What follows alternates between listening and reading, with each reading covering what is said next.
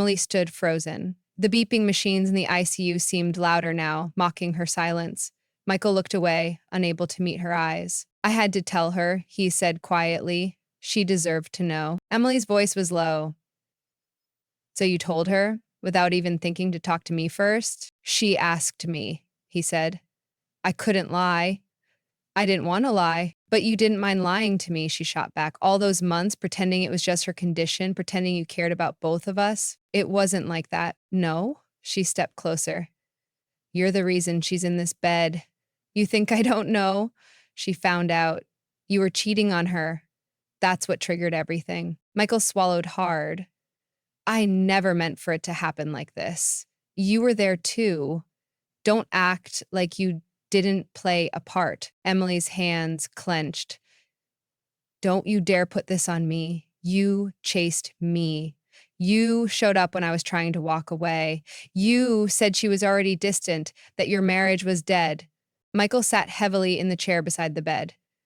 I didn't expect to fall for you. And yet you did, Emily said coldly. At her expense. The girl in the bed, her face pale and still, was once Emily's best friend.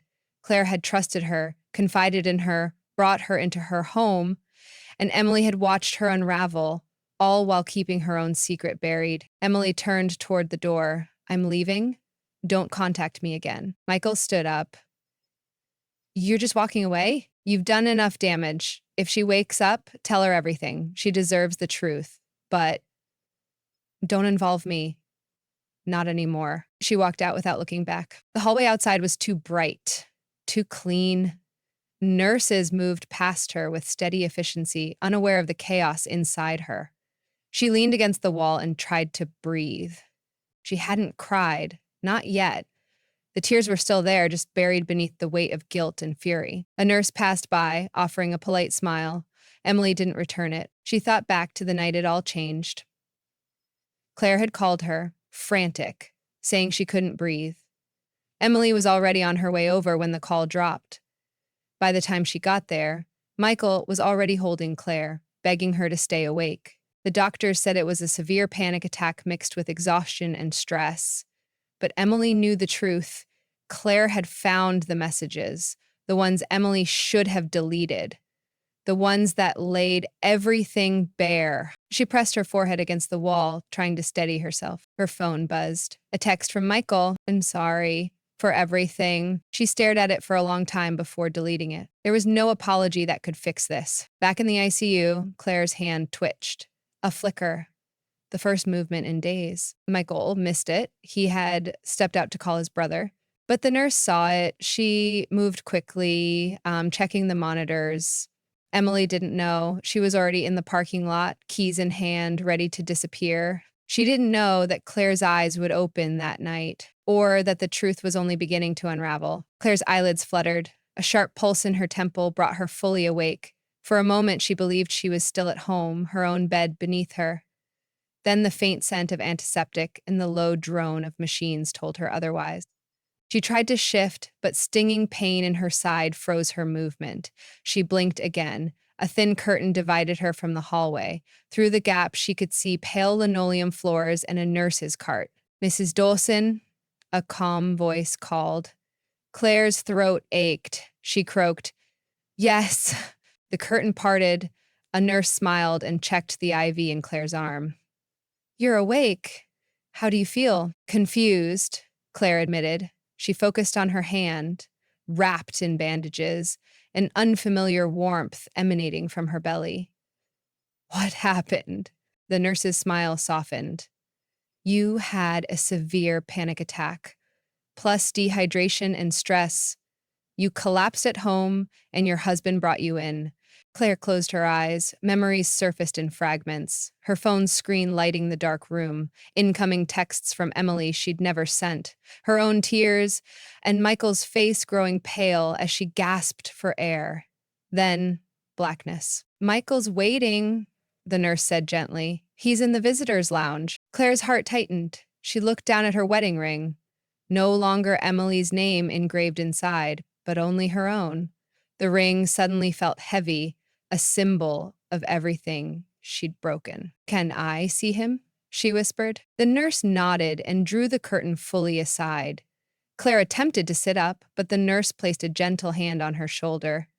Take it slow. Claire inhaled deeply, then swung her legs to the side of the bed. The ache was real, but the determination stronger. She wouldn't let fear rule her now. Michael stood in the waiting area, shoulders hunched. His phone lay on the table, screen dark. He'd been staring at it for what felt like hours, wrestling with a single question.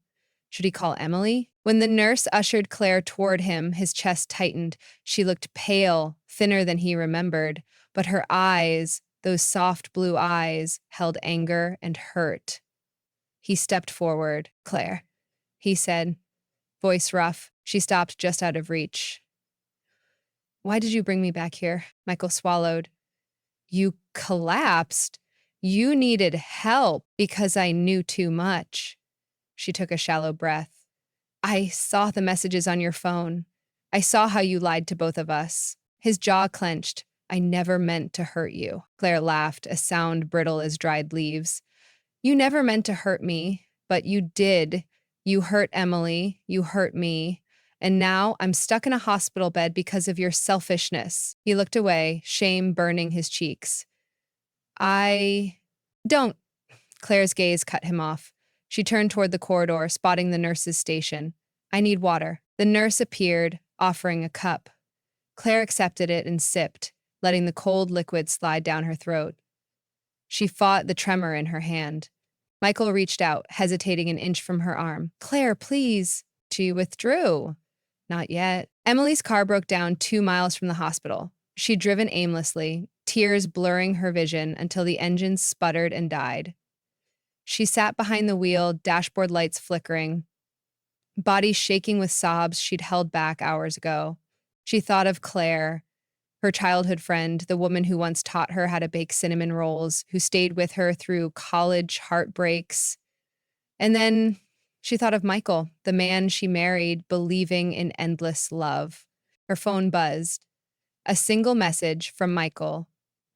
Claire's awake. Emily pressed her forehead against the steering wheel. She hated him. She hated Claire. She hated herself for ever believing in them. But no one but her could know the full story now. She forced herself out of the car and walked to the hospital entrance, each step heavy. Claire finished her water and set the cup aside. Michael watched her, torn between relief and guilt. I can't stay here, Claire said.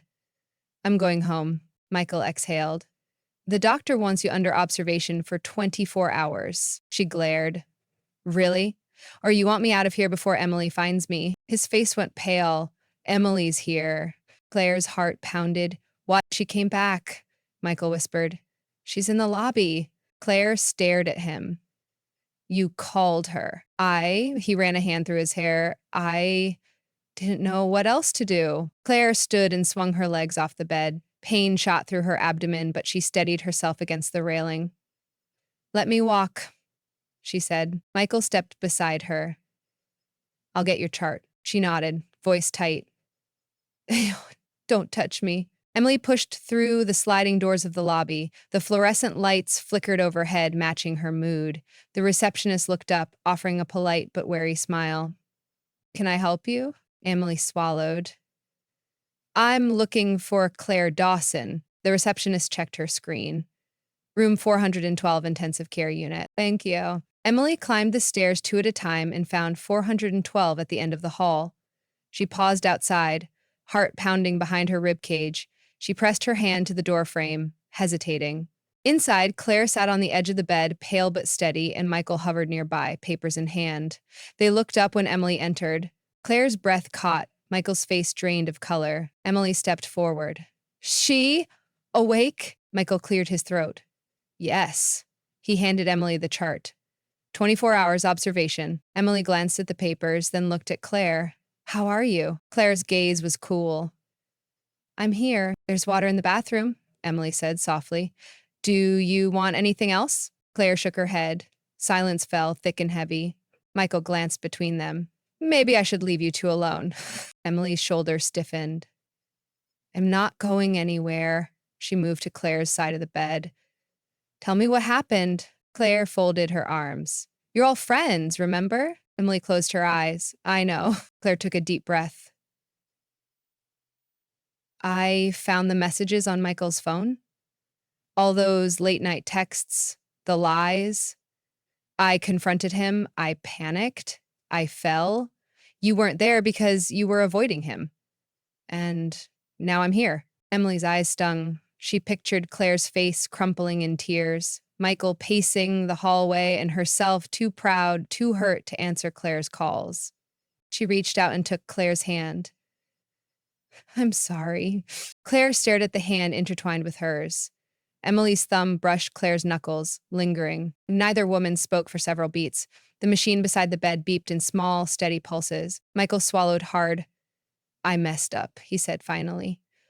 All of you. Emily glanced at him. Not just me or Claire. She turned back. You should have told us both the truth. Claire nodded. We deserved honesty. Michael exhaled, eyes red. I thought I could handle it.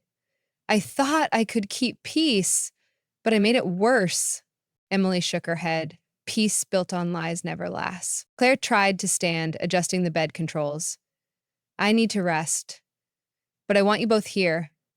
I don't want to face this alone. Emily squeezed Claire's hand. Michael stepped closer, guilt shifting to resolve. In the morning, Michael said softly, we talk. All of us. Emily looked from Michael to Claire and back. Something cracked inside her. Not a return to trust, but the fragile start of understanding. Claire settled back into the pillows. Emily pulled a chair close to the bed. Michael took the one beside it. They sat in silence, three bodies tied together by betrayal, regret, and the faint hope of forgiveness. And for the first time in days, Claire felt the truth settle around her like cool water. Painful, but cleansing. She closed her eyes, exhausted. Emily rested Claire's hand on the blanket. Michael covered it with his. The machines continued their steady rhythm as the three waited for dawn. Morning light seeped through the pale curtains. Claire woke first, stiff from the night's vigil. The machines hummed. The heart monitor's steady beeps marked slow recovery. She sat up, testing her strength. Pain throbbed, but clarity rose with each breath. Emily stirred in the chair beside the bed. Her face was drawn, eyes red but resolute. Michael leaned against the wall, arms crossed. He watched Claire, uncertainty etched in his posture. Claire ran a hand along the side rail. Morning. Emily nodded, folding and unfolding her hands. Hope you slept. Claire shook her head, tossed. Too much on my mind. Michael stepped forward. Doctor's round in 30 minutes. They'll decide if you can move to a regular room. Claire met his gaze. I need to talk. Emily drew in a breath and straightened her back. We all do. Michael moved a chair closer to the bed. He sat, hands clasped between his knees.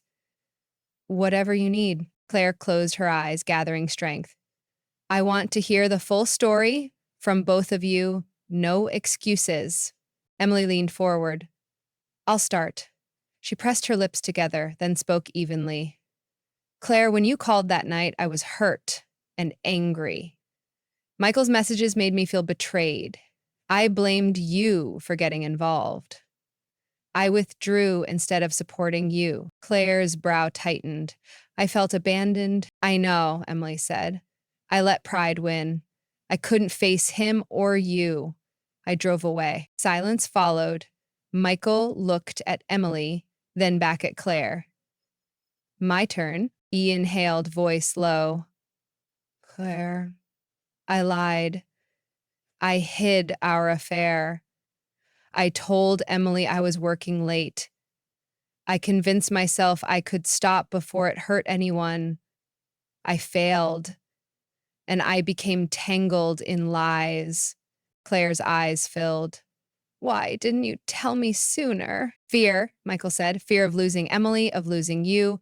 I thought I could protect both, but I betrayed you both. Claire studied him. You broke my trust. You broke hers. We nearly lost everything. Michael nodded. I know. Emily met Claire's eyes. We came here expecting a simple leak, your panic attack. Instead, we found a chasm. Claire's chest tightened. We're standing at its edge. Emily swallowed. Do you want us to cross? Claire leaned back, wincing as pain flared. I don't know. The doctor arrived, accompanied by a nurse. The doctor introduced himself, Dr. Patel.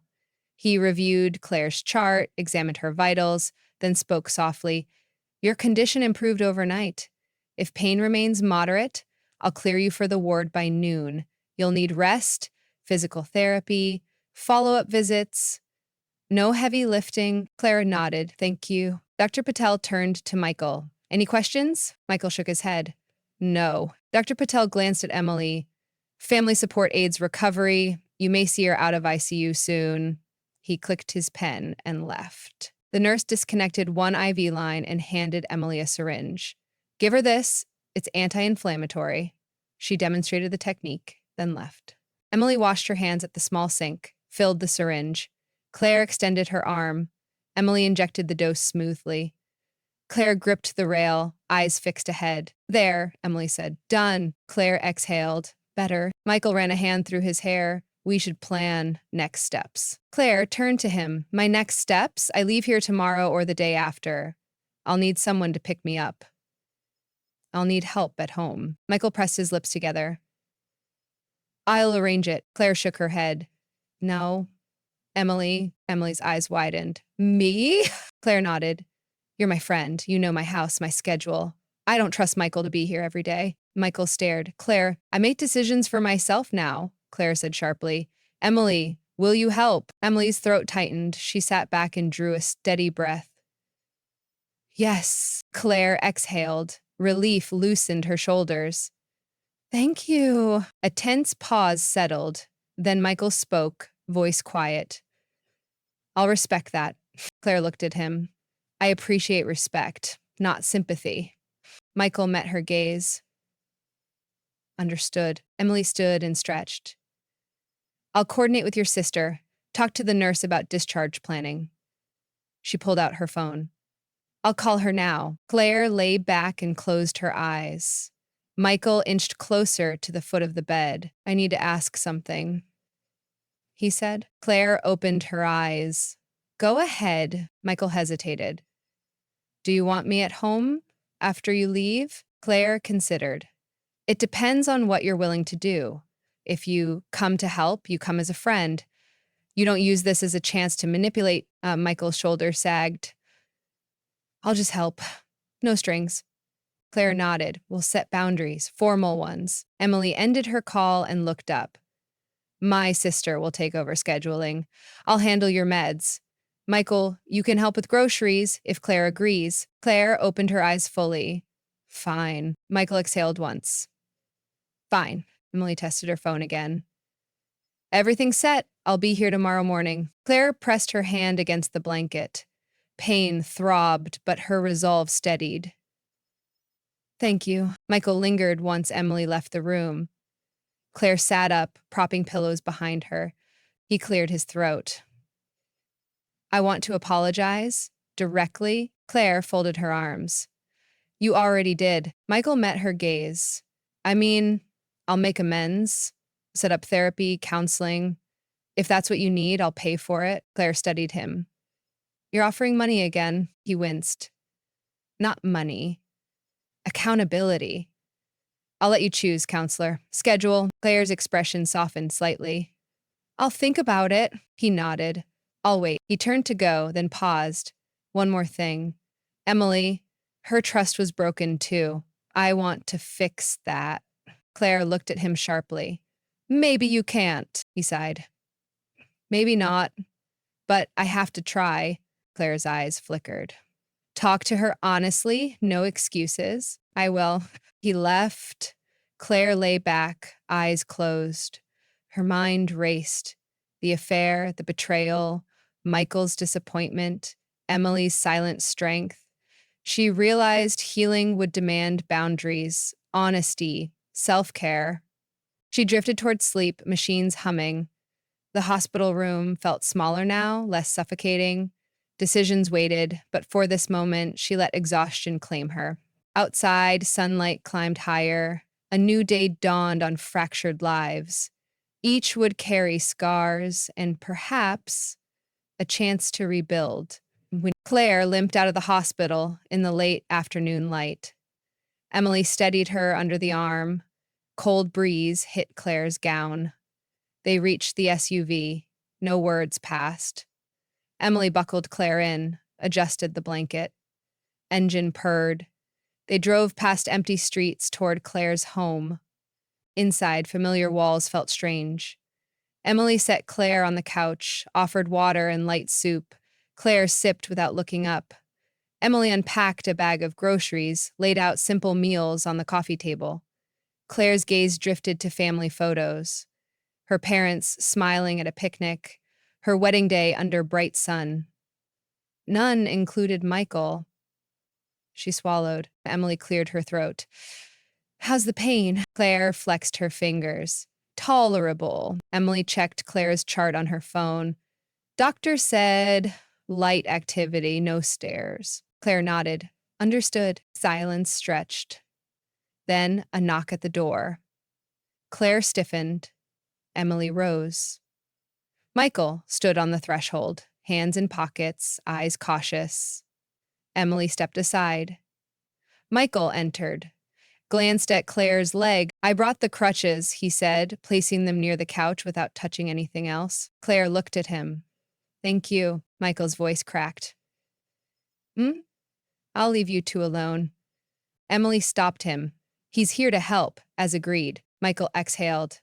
I can make meals, pick up prescriptions, run errands. Claire rested her head against the cushion. Under one condition. I decide when and how you help. No surprises. Michael met her eyes. Emily fetched the crutches. Michael knelt, adjusted the tape. Claire swung her good leg out and stood, testing her weight. Pain flared. She clenched her jaw. Michael's hand hovered, ready to catch her, but stayed back. She steadied herself on the crutch. Well done, Emily said softly. Michael guided Claire gently toward the kitchen. Emily placed a tray on the counter. Claire sank onto a stool. Michael opened the fridge, pulled out leftovers. They worked side by side, recipe silent between them. Later, Claire hobbled back to the living room. She sank into the couch. Michael fetched her water and painkillers. He pressed the cup into her hand. Thank you, Claire whispered. Michael's lips trembled. I'll respect your space. Claire closed her eyes. Good. Emily returned with laundry. She folded clothes on the armchair. I'll finish this. Claire opened her eyes. Don't push yourself. Emily set the basket aside. I told my sister to handle scheduling. I'll be here mornings, evenings you'll have help. She faced Michael. That's the plan. He nodded. I'll stick to it. Hours passed in quiet. Evening sun filtered through blinds. Claire's mind churned. The affair, her recovery, the divorce looming. She needed guidance. Emily sensed the shift. She placed a hand on Claire's knee.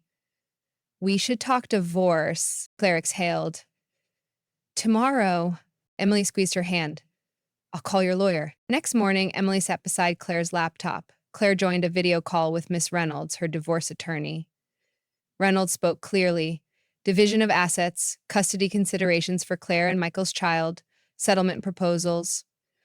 Emily typed notes as Claire answered questions, dates of separation, proof of infidelity, financial disclosures. When the call ended, Claire closed the laptop. She felt lighter. Thank you for being here, Emily shrugged. You're my friend. Claire studied her. I owe you more than I can repay. Emily smiled gently. Just recover. That afternoon, Michael drove to Reynolds' office. He sat in the lobby, hands clasped. When his name was called, he followed her into a small conference room.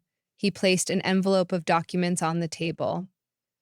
His financial statements, the signed equity agreement, a formal apology letter to Claire, and a separate one to Emily. Reynolds reviewed the materials, nodded.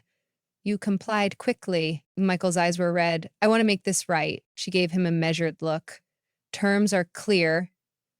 Claire keeps the house, half the joint investments, primary custody. You pay child support. You may visit as agreed. He nodded. I understand. Reynolds slid a pen across the table. Sign here, here, And here, Michael signed. His hand shook once, then steadied. He exhaled. Is this final? It becomes final after 30 days, Reynolds said. You both can draft changes before then. Michael folded the papers carefully and left.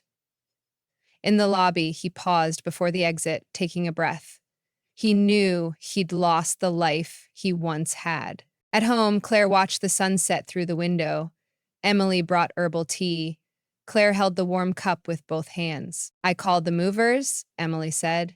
Your furniture will shift to the new place next week. Claire blinked, surprised. You did? Emily nodded. You deserve a fresh start. Claire traced the rim of her cup. Thank you. Emily sat beside her. What now? Claire's voice was steady. I rebuild. I finish my book. I travel. Maybe see Paris? Emily smiled. Sounds perfect. Claire leaned back. I'll need help packing. Emily laughed softly. I'll handle it. Michael arrived at dusk with a bouquet of daisies.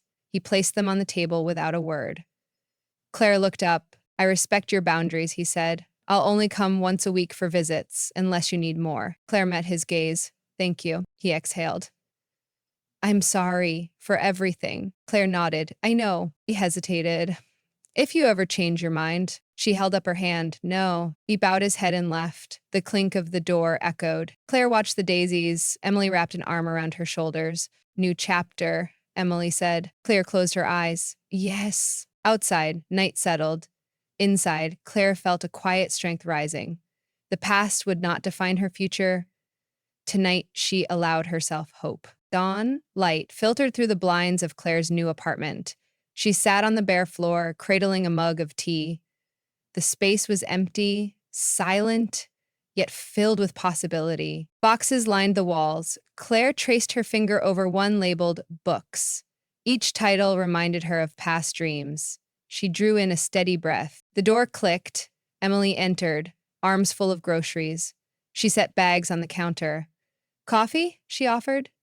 Claire nodded, relief softening her shoulders. Emily unpacked fresh fruit and bread.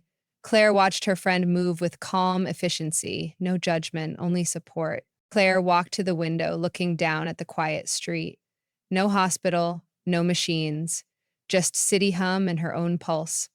I called the furniture movers, Emily said, placing cereal in a cabinet. They'll arrive tomorrow. Claire smiled faintly. Furniture could wait. She needed time. Claire pulled out her journal. She flipped to a blank page. First morning, fresh start. She wrote the date and paused. Words felt heavy. She wrote of betrayal and healing. Each sentence clipped the doubt that lingered. By the time she looked up, Emily had brewed coffee. They sipped in companionable silence. The mug warmed Claire's palms. She realized how much she'd missed calm mornings. Emily leaned back. Have you thought about work? She asked. Claire closed her journal. Not yet. She ran a hand through her hair. Emily nodded. When you're ready, there's an opening at the firm downtown. They need someone for family law. Claire absorbed the idea. Legal work had saved her before. A knock at the door startled them. Claire opened it to find Lauren, her new neighbor from 2B, holding muffins. Welcome, she smiled. Lauren's warmth felt genuine. They chatted briefly. Lauren offered spare tools and promised to bring over sugar. Claire thanked her, feeling the first stir of community. Once alone, Claire examined the muffins. Small kindness meant more now. She placed them on the counter, grateful. Michael's text arrived. Can I drop off the bookshelf tomorrow? Claire stared. No anger rose. She typed back, yes, 2 p.m. She hit send and watched the clock. Tomorrow she'd see him, but not as before. As a co-parent, a neighbor. That boundary felt solid. Later, Claire left for the cafe below her building. She ordered black coffee and a croissant. The barista greeted her by name. Routine felt safe. She opened her journal again, sketching the skyline. Each line eased the tension in her chest. Art soothed what words couldn't. At 2 p.m., Michael arrived with a narrow shelf. He carried it carefully up the stairs. Claire met him at the door. He smiled, apologetic and tentative.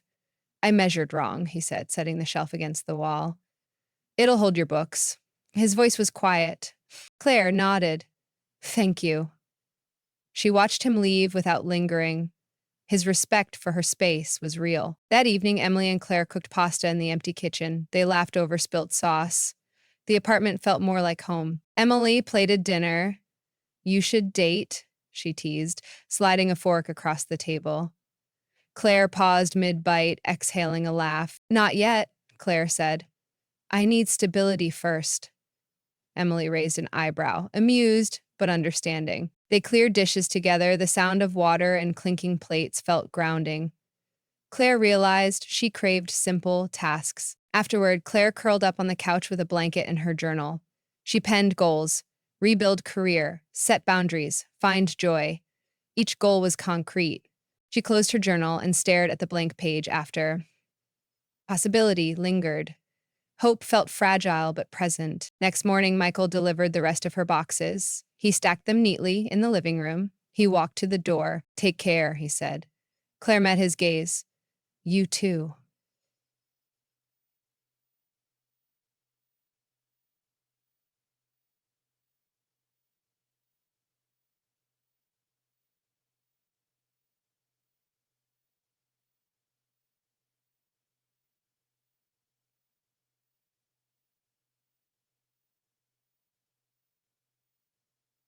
He did say that. Um, you too, huh? He paused, then left. Claire closed the door. The echo felt final. She sank onto the sofa, exhaustion and relief mingling. Emily arrived minutes later. How did it go? She asked. Claire smiled. Smooth. She patted the sofa beside her.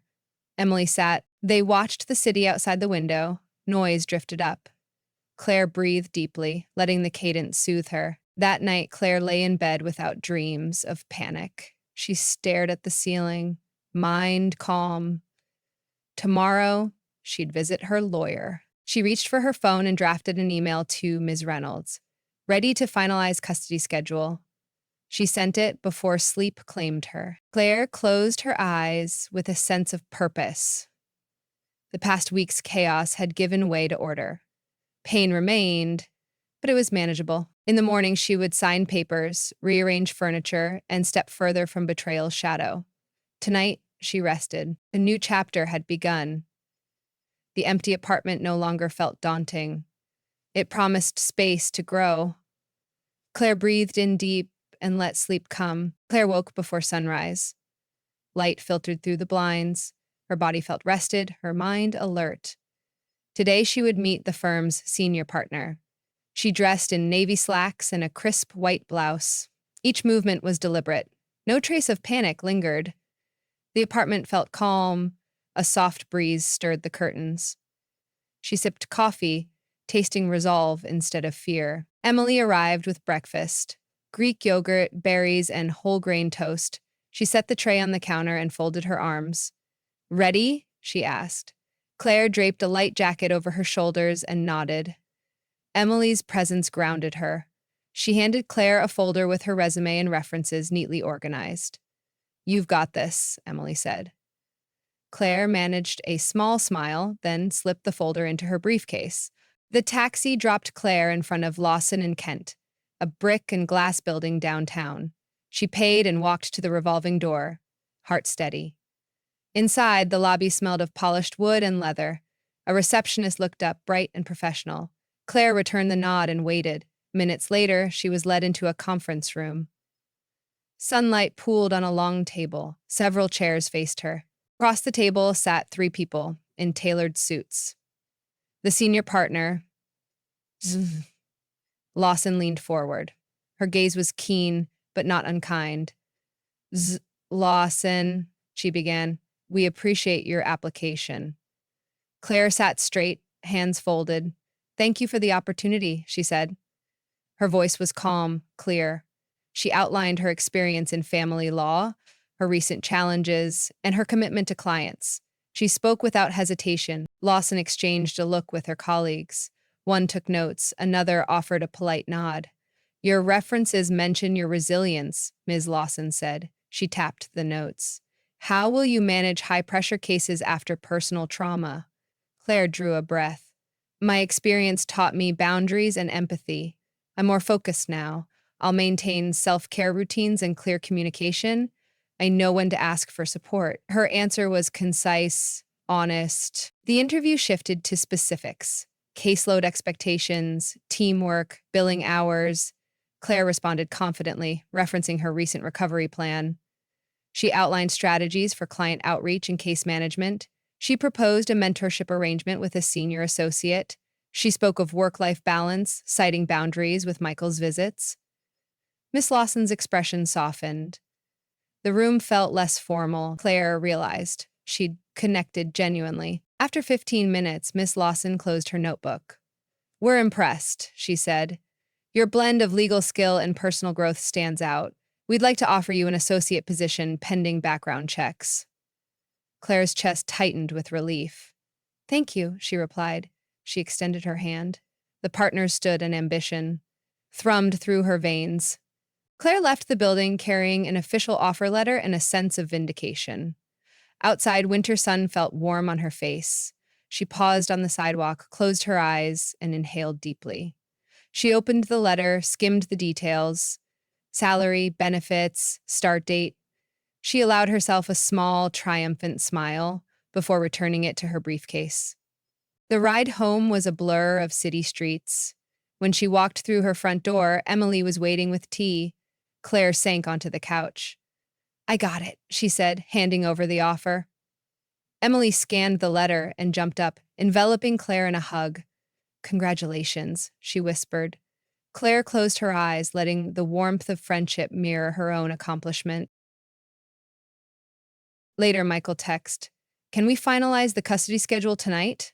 Claire tapped out a reply, 6 p.m. at the cafe downstairs, no earlier. She set the phone aside. The schedule needed clarity: specific days, pickup and drop-off times, holiday arrangements. Boundaries would protect everyone involved. At 6 p.m., they met at the small cafe. Michael arrived with a printed calendar template. Claire spread it on the table and labeled columns: weekdays, weekends, holidays. Emily watched from a nearby table, her presence unspoken support. Michael filled in dates methodically. Claire reviewed each entry, asked questions, and adjusted times.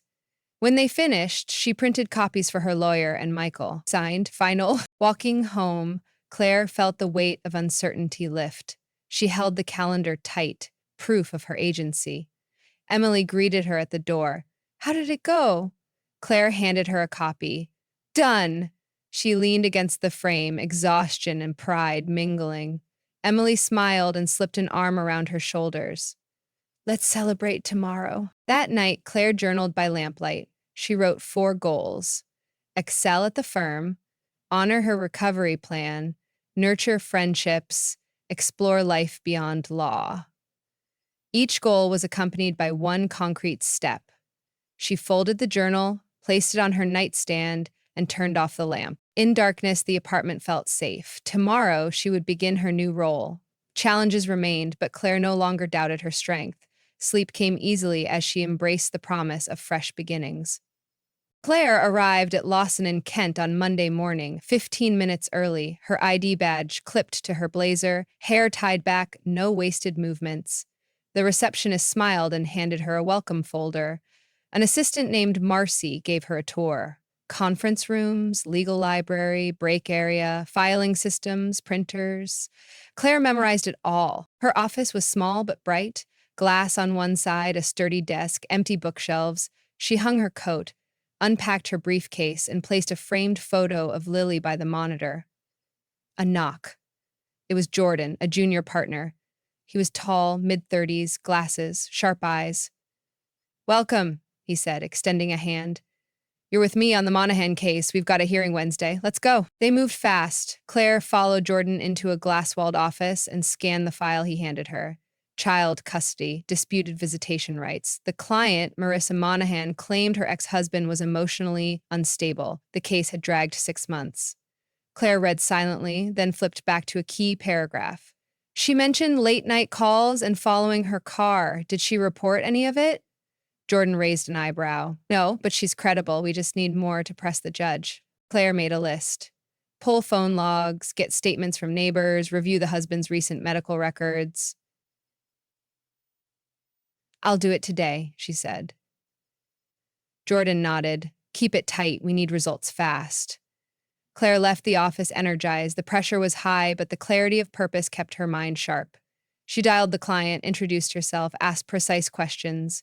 Marissa responded well. Claire's tone was calm, clinical, respectful. By noon, she had 2 affidavits from neighbors, call records from the phone company, and a list of recent prescriptions from the husband's pharmacy: mood stabilizers, antipsychotics. She flagged it, filed notes, and emailed Jordan. He responded 2 minutes later. Good. Print hard copies. Meet me at 3 for review. Claire worked through lunch. At 3 p.m., they reviewed everything. Jordan read her notes and gave a single nod. You're thorough. Keep it that way. He paused. You're also quiet. That's fine. But in court, be ready to speak up. Claire said nothing. She simply took the files and left. She stayed past 6, organizing documents for the hearing. At 6:30, Emily texted, dinner, Thai or pizza? Claire replied, not tonight. In the zone. Emily's next text was a thumbs up emoji. No guilt, no pressure. By 8 p.m., Claire walked home through quiet streets. Her mind replayed courtroom angles, which point to lead with, how to handle cross-examination. She ate toast with almond butter, showered, and checked Lily's room. The teddy bear still sat in the corner. Claire touched it lightly, then returned to her desk to write notes on the case until her eyes blurred. Tuesday passed in a blur. Calls, filings, revisions. No wasted time. Claire didn't pause to chat or scroll. She saw Jordan watching her once from across the bullpen.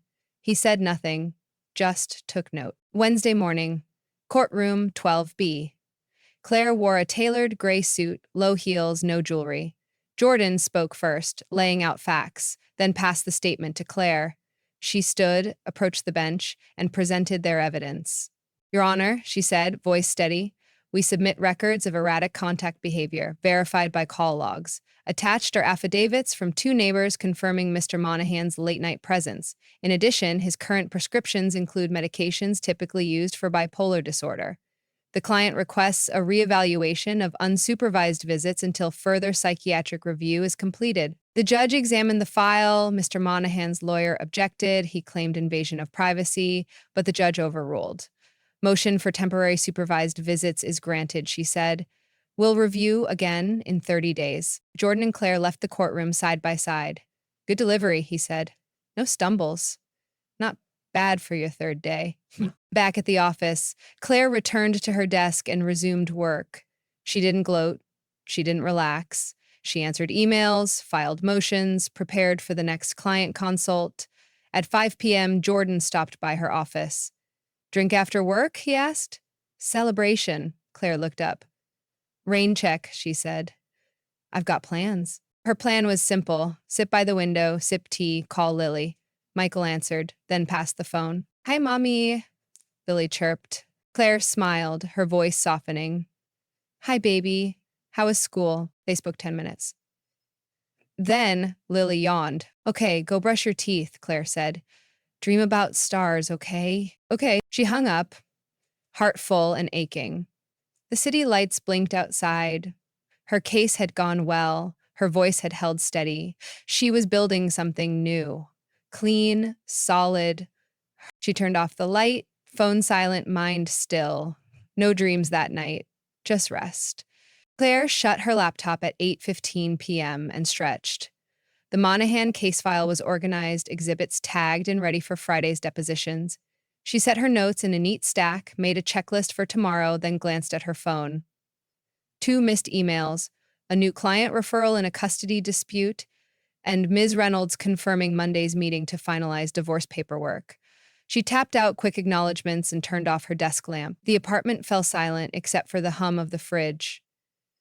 Claire changed into sweats, poured herbal tea, and sat on the couch. She folded her legs under her and practiced deep breathing for 10 minutes, silencing the last echoes of the day's tension. Her body eased. Tomorrow would demand focus again. Thursday morning began before sunrise. Claire brewed coffee, dressed in charcoal slacks and a pale blue blouse, and reviewed the custody referral on the commute. Lawson and Kent's morning huddle gathered associates at 8 o'clock IEM. Jordan praised her performance in court and handed her the new file. A young father requesting expanded weekend visitation after deployment. Claire scanned the summary and drafted an intake email to the father, outlining required documents. At 10:30, she led a brief meeting proposing standardized forms for emergency custody petitions to free senior partners for strategy work. The managing partner approved her outline. By noon, Claire had scheduled interviews with 2 clients and logged the firm's pro bono cases. She paused for a short walk around the block, letting sunlight clear her head before returning to drafting motion language. That afternoon, Claire received a package, her manuscript draft for second chances, the memoir she'd promised herself to write. The cover proof looked professional, her name in simple serif, a single daisy motif. She hugged the package to her chest, breath catching. Behind the memoir lay every raw moment since Claire's collapse: betrayal, recovery, reinvention. She paged to chapter 1 and reread the first paragraph with fresh eyes. The day I woke in an ICU bed, I vowed never to return to my old life. The words still resonated. She marked a note to revise the opening anecdote for clarity, then slipped the draft into her bag. Next week, she'd send it to her editor for feedback. The act of writing felt like reclaiming her narrative, one precise keystroke at a time. Saturday morning, Emily arrived at Claire's door at 9:30, IEMing with yoga mats. No excuses, Emily smiled. Claire sighed but set aside her manuscript and changed into leggings. At the studio, they joined a small class teaching restorative poses. Claire focused on steady breaths and the feel of her spine lengthening. Each fold and stretch released tension she'd carried since the affair. After Shavasana, Emily whispered. Claire nodded, eyes closed. In the cafe afterward, they sipped green tea and shared granola bowls. Emily asked about the memoir. Claire described a pivotal hospital corridor scene. Emily leaned in, attentive. When Claire finished, Emily said, "This will help someone." Claire felt the warmth of purpose guiding her beyond legal briefs. Monday dawned with Michael's knock at 10 o'clock ending. He stepped inside carrying Lily on his hip and a dozen cupcakes. Lily waved a glittery wand. Claire smiled, lifting her daughter. Morning light filled the living room. They sat on the rug reviewing weekend art projects, paper crowns, finger paintings of daisies. Lily chattered about her reading group. Michael unpacked groceries for brunch. Claire set the table with orange juice and eggs. Michael discreetly checked the custody calendar on his phone. No conflicts. He passed Claire a plate. "Thank you," she said. Their words were measured but genuine. Lily interrupted with a request for Play-Doh, and they agreed together to break out the colors.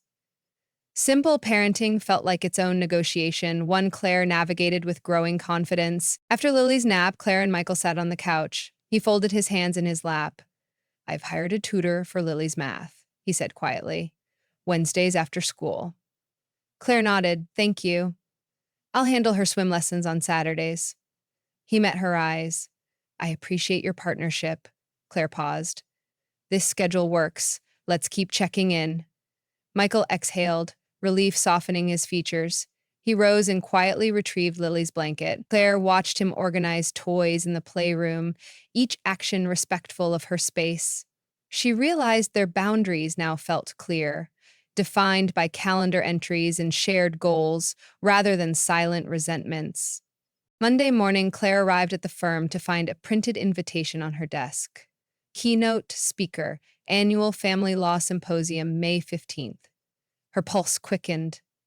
The organizers had noted her recent court success and asked her to present on ethics in high-conflict custody disputes. She reread the invitation, then drafted an acceptance email suggesting 2 topic outlines. By mid-morning, the event coordinator confirmed her slot. Claire's mind raced with the scope. Research case precedents, prepare slides, coordinate with her assistant. She blocked calendar time that afternoon for preparation. The thought of speaking to her peers, once unimaginable in her old life, felt thrilling. Her heart settled into determination.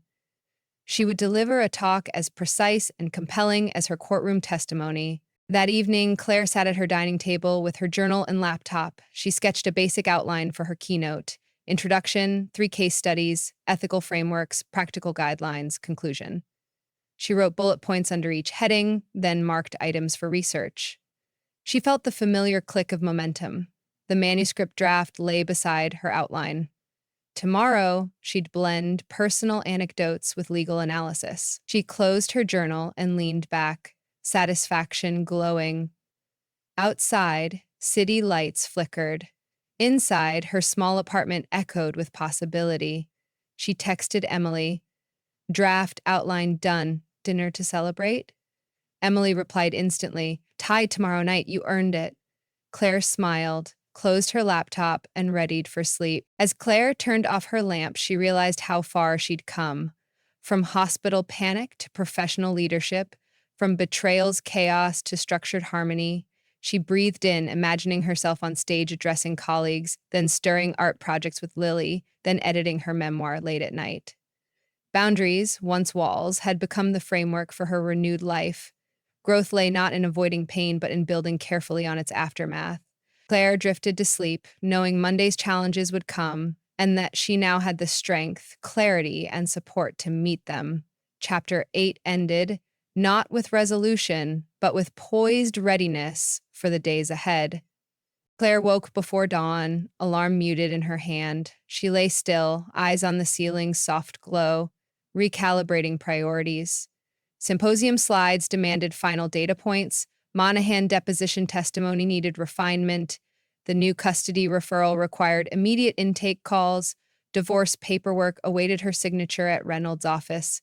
Her memoir draft sat beside her laptop, begging for revisions. She swung her legs over the bed and dressed in charcoal gray slacks and a light blue blouse. Essentials only. No jewelry beyond a slim silver watch. In the kitchen, she brewed black coffee, measured 2 tablespoons of grounds on the kitchen scale, and set a timer. She reviewed her detailed schedule on a single sheet pinned to the fridge. 7:30 a.m. intake call with Mr. Alvarez. 9 o'clock a.m. team meeting on Monahan strategy. 11 o'clock p.m. draft slide content. 1 o'clock p.m. lunch with Miss Lawson. 2:30 p.m. signed divorce papers. 4 o'clock p.m. memoir revision. 8 o'clock p.m. memoir revision. 8 o'clock p.m. practice keynote. She sipped coffee and confirmed her phone reminders, then loaded her briefcase with a laptop, notebook, pen, crutches folded under one arm, and left the apartment precisely at 7 o'clock IMing. At Lawson and Kent, Claire entered the bullpen and greeted Marcy with a brief nod. She dialed Mr. Alvarez's number from her mobile headset before seating herself at her desk. In minutes, she collected his background details: recent deployment history, proposed visitation adjustments, spouse's objections. She logged notes directly into the firm's secure case management system, tagged relevant documents, and forwarded a preliminary email to her supervising partner for review. At 9 o'clock IMing sharp, the associates gathered in the glass-walled conference room. Jordan and 2 senior associates awaited. Claire led with a succinct summary of new evidence in the Monahan case, updated call logs highlighting repeated late-night attempts, a neighbor's IP camera footage timestamped at 2:17 IMing, the husband's recent psychiatric evaluation. She proposed a modified affidavit incorporating this data and outlined questions for the upcoming deposition. Jordan called her presentation precise and actionable, then assigned her the task of drafting follow-up questions. She confirmed deadlines and left the room, her pace unhurried but unrelenting. Lunch with Miss Lawson unfolded in the partners' lounge, the table cleared except for water pitchers and notepads. Lawson asked about Claire's keynote outline. Claire opened her notebook to the section titled Ethical Decision-Making in Custody Disputes and explained her plan. Introduce 3 anonymized case studies, including Monahan, analyze each under model rules of professional conduct, propose practical guidelines for judges and attorneys handling high-conflict families. She highlighted her own experience to frame the opening anecdote of waking in ICU, emphasizing the attorney's duty to recognize client trauma. Ms. Lawson interrupted only twice to ask for specific regulatory citations and offered contacts at the local bar association for empirical studies.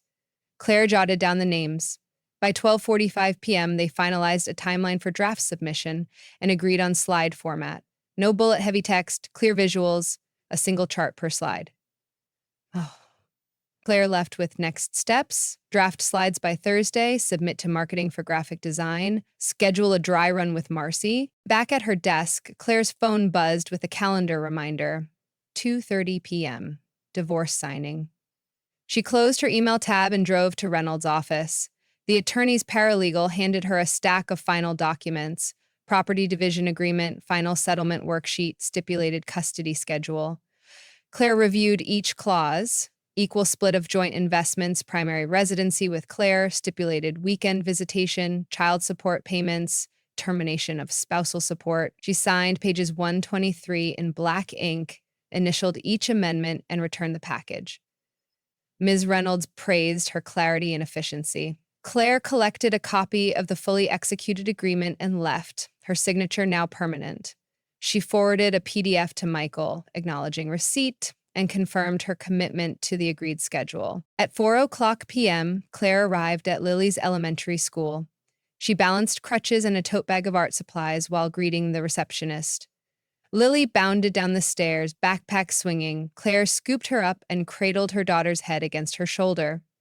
Lily chattered about painting a sunflower and a school recital next week. They walked to the car. On the drive home, Lily asked about the recital costume. Claire promised to help after dinner. They arrived at the apartment just as Michael pulled up. He unloaded Lily's backpack and a bag of groceries. Claire thanked him. He picked up the custody agreement on the kitchen counter, scanned it quickly, and set it aside without comment. Lily ran ahead to her playroom where her finger paints awaited. Claire settled her on a low table, handed her brushes and a palette of color, and supervised quietly from the couch. By 6:00 p.m., Lily rested on the couch with warm milk, and Claire had moved to her desk in the living room. She opened the manuscript draft for second chances and began revising Chapter 3's opening, tightening sentences, clarifying emotional beats, eliminating redundant descriptions. Every edit hit the page swiftly. As the clock approached 7:00 p.m., she switched to keynote practice. She arranged printed slides on the coffee table, stood and spoke each section aloud, timing her delivery. Her tone was steady, her pace measured. She rehearsed transitions between case studies and ethical principles, pausing to adjust word choice when phrasing felt flat. She completed 2 full runs, each under the 10-minute target. She recorded one on her phone for playback review. At 8:30 p.m., Emily texted, "Thai dinner at mine, join?" Claire glanced at her tired reflection in the monitor and typed, "On my way in 10." She changed into jeans and a sweater, grabbed her keys, and hobbled out. Emily greeted her with steaming bowls of curry in her kitchen. Claire allowed herself to relax for the first time since morning. They ate without interruption, spoke of light topics: upcoming film releases, Lily's recital wardrobe, Emily's weekend travel plans. When Claire mentioned her draft outline, Emily urged her to read sections aloud. Claire complied, voice animated. Emily listened, nodded, and offered targeted feedback. Simplify the legal jargon, insert a sentence to humanize the client's perspective. Claire noted each point. They finished dinner by 9:45 p.m. and cleaned dishes side by side. Home again, Claire checked emails, no urgent messages. She uploaded her recorded keynote to a private cloud, then returned to her manuscript revisions until her eyes blurred. At midnight, she closed her laptop, stretched, and crawled into bed. The apartment was silent. Tomorrow, she would finalize deposition questions at 8 a.m., lead the Monahan deposition at 10 a.m., send slides to marketing, and attend jury selection in an unrelated civil case at 2 p.m. Okay. Yeah. She lay on her back with one hand resting on the agreement printed beside her pillow. She inhaled deeply, grateful for structure and purpose. As sleep claimed her, she envisioned herself speaking confidently at the symposium, Lily sleeping peacefully beside her, and Emily's steady support and unspoken promise of friendship. Claire woke at 6:15 a.m. She swung her legs over the side and sat for a moment, breathing in quiet. No thoughts of last night's notes. Today was deposition and jury selection. She dressed in slate gray skirt and ivory blouse, no jewelry beyond her watch. She packed a slim briefcase, added extra pads of paper, pens, and her phone charger. She arrived at the firm at 7:30 a.m. Marcy handed her a fresh pot of coffee. Claire poured a cup, checked her calendar. 8 a.m. finalized deposition questions with Jordan. 10 a.m. Monahan deposition, courtroom 3A. 12:30 p.m. lunch with client Alvarez. 2 p.m. jury selection, case Barlow versus Reed. 4 p.m. review slides draft. At 8 a.m., Jordan joined her desk. He passed her printed questions for Miss Monahan's ex-husband. Each question was concise, fact-driven. Claire scanned for tone. She swapped one phrase for direct wording. Jordan nodded once. "Ready?" he said. Claire tucked the papers into a folder labeled Deposition Monahan. They walked to courtroom 3A. The marble corridors were cold. Claire removed her blazer and carried it over her arm. Jordan opened the door, held it. The bailiff nodded. They approached the dais. Court reporter prepared her stenograph. Counsel for the defense sat across the table. Michael was in the gallery. At 10 a.m., the judge entered. Claire rose, nodded. He gestured, and the deposition began. Jordan conducted opening. Claire followed with question 12. State the dates you visited Ms. Monahan's residence without permission. The ex-husband faltered, but Claire guided him back. She spoke softly but firmly, each question precise. No wasted words. An hour in, defense counsel objected to relevance. Judge sustained most objections but allowed two key questions. Claire pressed on. She watched the reporter's fingers fly. She noted every hesitation in the transcript. When it ended, Jordan thanked her quietly. Claire exhaled, seated. They gathered their folders and left. Back at the bullpen at 11:45 a.m., Claire opened her email. A message from marketing. Slides draft attached. She downloaded the file to her laptop. Simultaneously, her phone buzzed. Lily's school nurse text. Lily has a fever. Pick up. 12:15 p.m. Claire's chest tightened. She alerted Jordan. Deposition over. I need to step out. He nodded. Go. Claire sprinted down 3 flights of stairs, crutches clacking. She hailed a cab and called Michael. Lily's sick. Can you meet me at school? He answered immediately. On my way. Claire hung up. The cab driver navigated traffic. At 12:05 p.m., she arrived at the school entrance. Michael pulled up seconds later. He scooped Lily into his arms. Lily's cheeks were hot. Claire placed a hand on her daughter's back. Michael took Lily inside the cab. I'll take her home, he said. You handle jury selection. Claire nodded. Thanks. She turned and retraced her steps to Lawson and Kent. She arrived at her desk at 12:45 p.m. and downed cold coffee. Her stomach churned, but her mind refocused. Jury selection began at 2 p.m. in courtroom 5C. Claire opened her notebook. She drafted a list of disqualification questions for potential jurors in Barlow versus Reed. She practiced tone, emphasizing neutrality. At 1:45 p.m., she met Jordan and senior counsel in the conference room. They reviewed challenges for the jury pool, potential biases about workplace disputes, personal experiences with Reed's industry. Claire proposed eliminating 2 jurors whose relatives worked for Reed's company. Counsel agreed. They walked to courtroom 5C.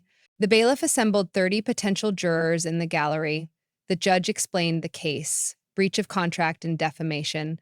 Claire listened, noting facial expressions. When asked, she delivered question 6. Have you or close family members sued an employer in the past 10 years? 2 jurors raised hands. Claire marked them. She proceeded methodically through her list. 7 jurors were excused. 10 were seated. She felt the tension but maintained composure. Election concluded at 3:45 p.m. The judge thanked counsel. Jordan gave Claire a brief nod. She returned to her desk. Her phone beeped. A reminder. 4 p.m. Slide draft. Again. The design was clean. 1 chart per slide, minimal text. She clicked through transitions. She noted two headings that needed tightening: emotional impact to client trauma and ethics framework to rules and application. She emailed corrections to marketing. At 4:30 p.m., Emily called. "How's your day?" Claire pressed her lips together. "Intense." She explained the deposition, jury selection, Lily's fever, slide edits. Emily listened. "I'll bring soup," she said. "Stay there." Claire felt relief. "Thank you."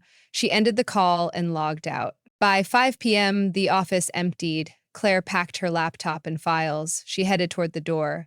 Jordan passed her. "Good work today." Claire nodded. "Thank you." She stepped outside, inhaling the cool air.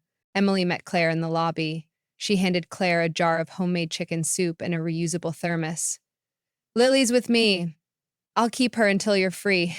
Claire hugged her. "You're a lifesaver." Emily smiled. "Anytime." They took the elevator down. In the cab, Claire sipped soup, warmth soothing her. She reviewed her notes for the symposium: 3 case studies, transitions, timing. She clicked through slides on her phone, adjusted 2 phrases, each edit swift. By the time they reached her apartment, her mind felt settled. Michael and Lily greeted them at the door. Lily clung to Claire's leg, eyes glassy. Claire knelt and hugged her. "Mommy's here." Michael offered Claire a plate of soup and a cup of tea. Claire accepted. She sank onto the couch.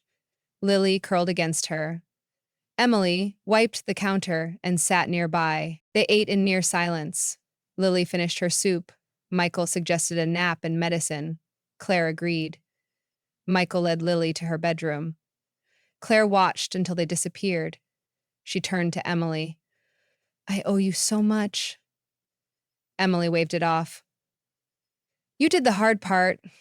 I'll do the rest." Claire rose and retrieved her briefcase. She carried it to the living room desk and set it down. She opened her laptop and uploaded her revised slides. She printed a fresh agenda for tomorrow's symposium dry run. She marked times in the margin.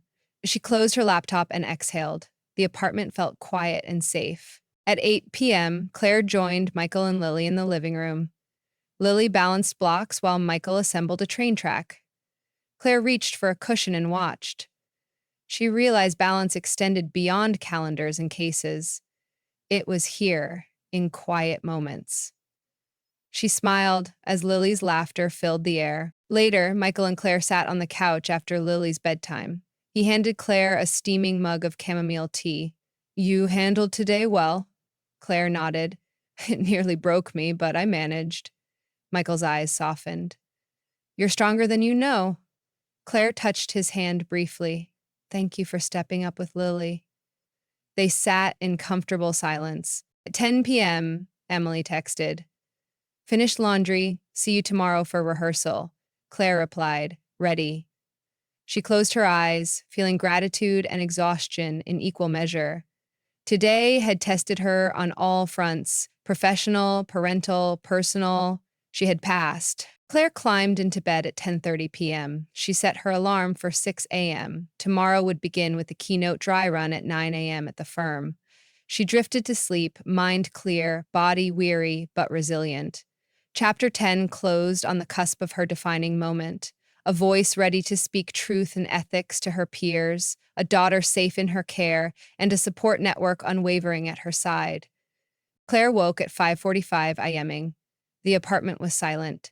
She dressed in a charcoal pantsuit and pale lavender blouse, fastening a simple silver pendant, no jewelry beyond her watch.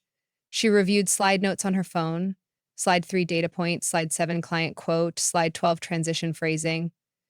She packed her briefcase, 2 printed slide decks, notebook, pen, water bottle, and left at 6:30 a.m. The taxi dropped her at Lawson and Kent by 7:00 a.m.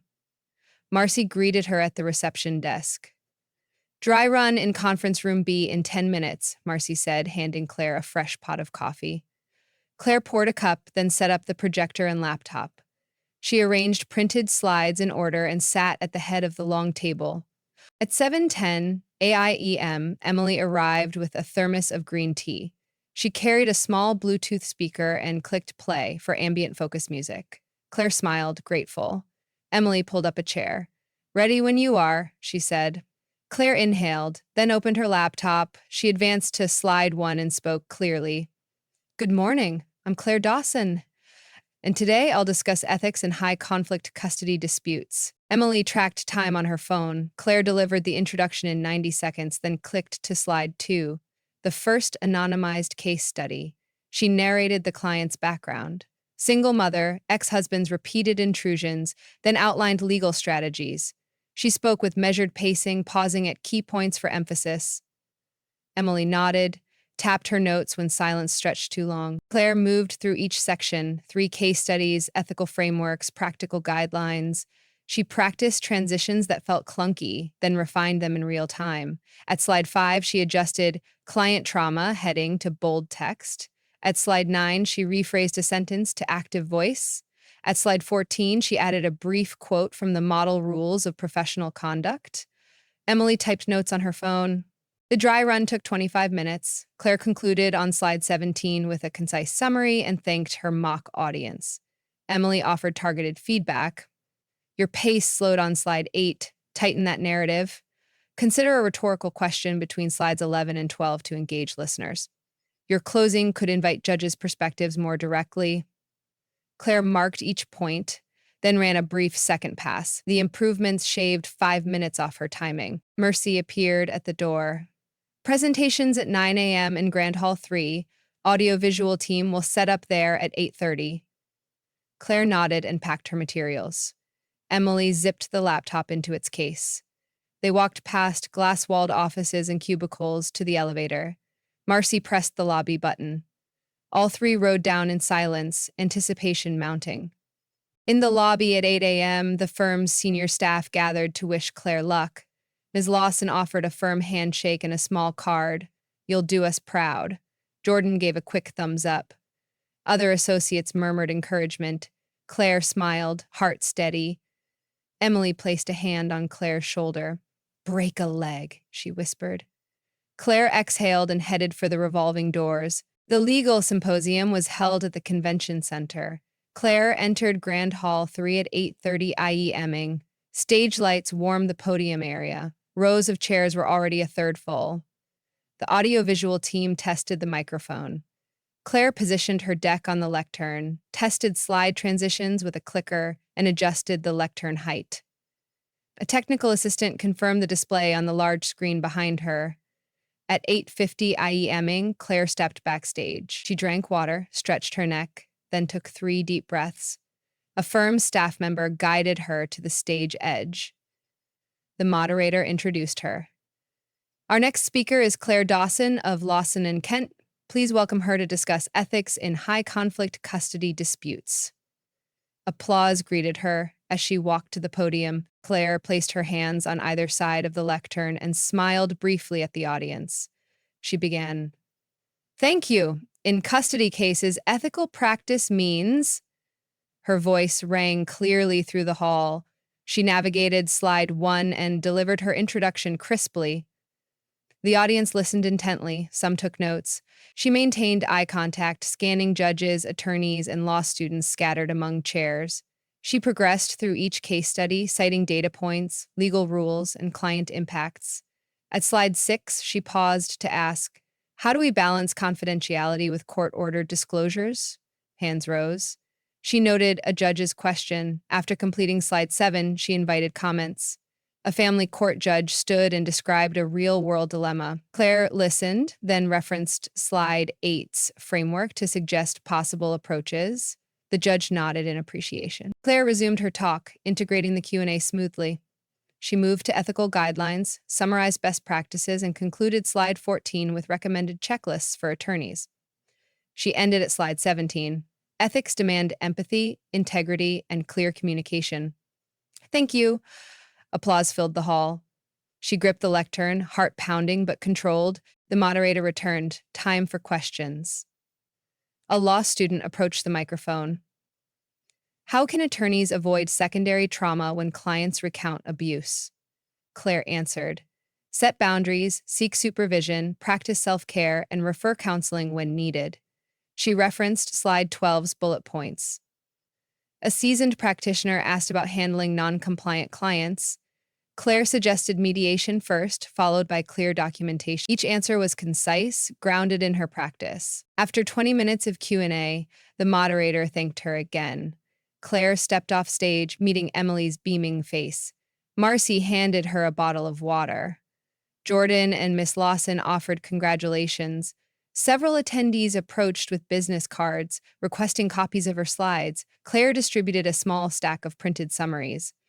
Backstage, Emily hugged her. "You were incredible." Claire exhaled, adrenaline settling. "Thank you." She checked her phone, dozens of new emails, follow-up requests, symposium feedback, LinkedIn invitations.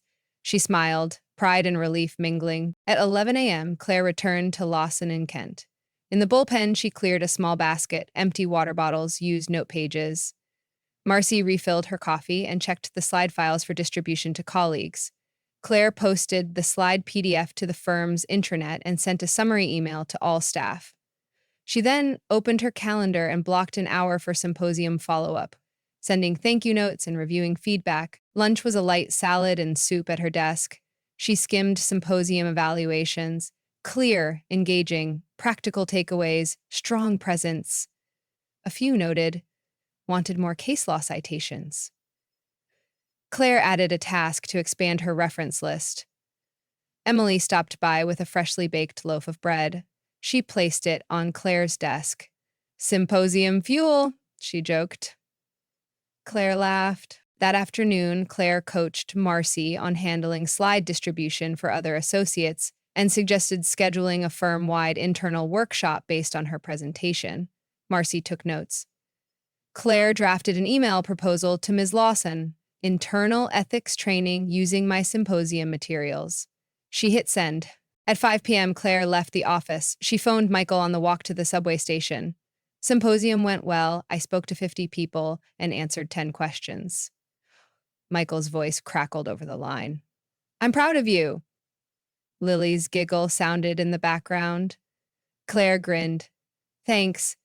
How's my girl?" Michael replied that Lily was playing blocks and resting well. They agreed Michael would bring Lily for dinner at Claire's on Thursday. Home at 6 p.m., Claire unlocked the door. Lily ran down the hallway. Claire scooped her up. Lily wrapped her arms around Claire's neck. "I want to draw daisies," she said. Claire set her on the floor and retrieved art supplies. They painted together at the low table. Michael joined, mixing colors for Lily. The evening unfolded in gentle laughter. After bedtime, Claire and Michael sat on the couch. He handed her a glass of wine. They talked about the day's wins and challenges.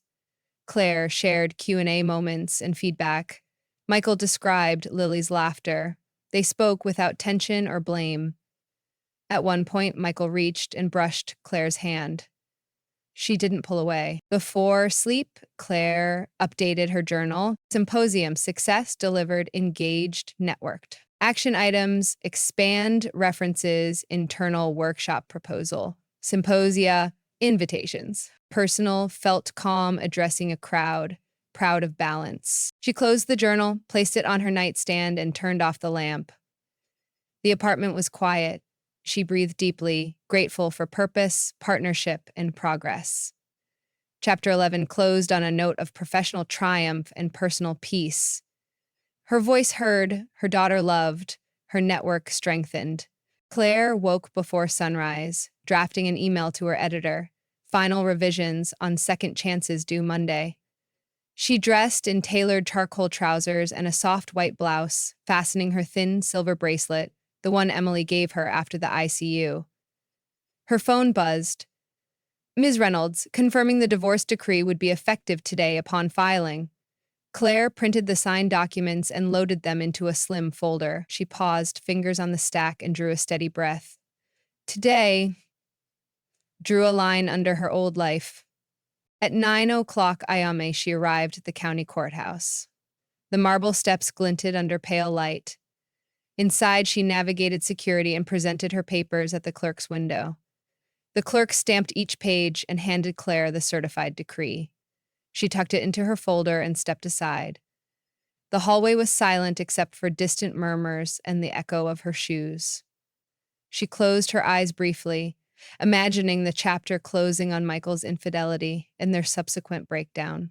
In that moment, she felt a bittersweet finality. Outside the courthouse, Michael waited by the entrance, hands in his coat pockets. His face was cautious but sincere. Claire walked toward him, clutching the folder. She handed him his copy of the decree without a word. He nodded, eyes meeting hers. "Thank you for your cooperation," she said evenly. "I wish you well." He exhaled, shoulders relaxing. "You too," he replied. No promises followed, just a respectful distance. Claire turned and walked away, each step firm. The sun rose fully, and she felt its warmth on her back, fueling her resolve to build a new life. By late morning, Claire was at home with Lily. They taped sheet music to the piano and practiced recital pieces, a simple scale followed by Twinkle, Twinkle, Little Star. Lily's small fingers stumbled at first, then improved. Claire guided her hand gently, offering praise for every correct note. She marveled at Lily's focus and joy, qualities that had emerged through adversity. After the lesson, they sketched daisies on watercolor paper, Lily's strokes bright and carefree. Claire saved the painting on her desk, a reminder that beauty could grow from change and healing. At 2 p.m., her laptop pinged with an email from her publisher. "We're thrilled to accept your memoir for publication. Let's finalize the contract." Claire's chest tightened with disbelief and excitement. Second chances would reach readers. She reread the offer letter, advance amount, publication timeline, marketing plan. She clicked accept and drafted a brief reply expressing gratitude. Her hands trembled as she closed the laptop. A surge of triumph pulsed through her. She'd transformed pain into narrative power. Emily arrived that afternoon with 2 mugs of chamomile tea and a small celebratory pastry. Claire hugged her, voice catching. "It's real." Emily beamed. "Your story will help so many." They sat at the kitchen island, sipping tea and laughing quietly. Emily asked about the publisher's timeline. Claire outlined editing deadlines and proposed launch events. Each detail made the achievement feel tangible. They spoke of future book signings, author panels, and how to integrate Claire's legal expertise into her public profile. Every plan reinforced how far Claire had come, from hospital bed to published author. The next day at Lawson and Kent, colleagues surprised Claire with a banner in the bullpen. "Congratulations, Claire." Balloons hovered overhead. Jordan handed her a champagne flute while Ms. Lawson presented a bouquet of daisies. Claire thanked everyone, voice warm but concise. They toasted her memoir deal and the divorce decree's filing. Laughter and clinking glasses echoed through the glass walls. She allowed herself a moment to absorb their pride and her own satisfaction. The firm support confirmed that her professional life had rebounded stronger than ever. That evening, Claire settled at her desk with her open manuscript and the polished slide deck for upcoming workshops. Lily sat nearby at the low table, painting another daisy scene. Claire revised a passage on empathy in custody cases, smoothing transitions and tightening language. Lily looked up and said, "Mummy, I made these for your book." She held out a watercolor of daisies against a soft blue background. Claire's eyes filled. She placed the painting on her keyboard as inspiration. They worked side by side, writing and painting, 2 creations born of resilience. Late at night, after Lily slept, Claire journaled her final reflections. Divorce decree filed, new life begins. Memoir contract signed, voice amplified, daughter's joy, anchor and motivation, professional growth, leadership and impact. She closed the journal and stared at the blank page beside it.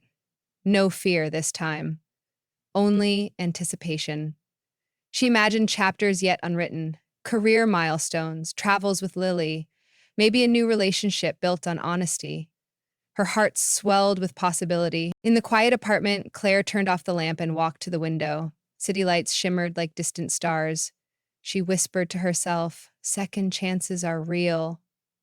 Then she returned to bed, closing her eyes on a life redefined by truth, boundaries, and hope. In the end, what we leave behind speaks louder than the words we ever say. For Claire, it wasn't just about the fortune. It was about finding out who she was and how deeply one person's quiet love could change everything. Thanks for listening. Stay curious, stay kind. Until next time.